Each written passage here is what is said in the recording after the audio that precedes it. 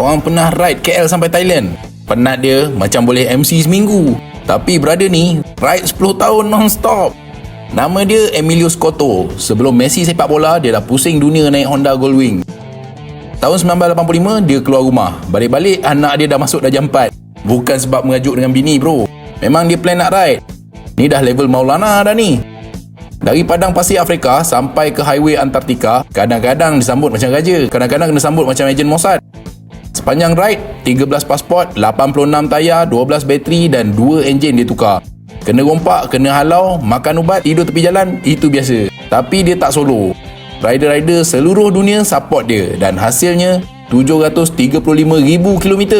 Tu macam 18 kali pusing bumi bang. Buku dia The Longest Ride. Sekarang motor dia duduk elok dalam muzium.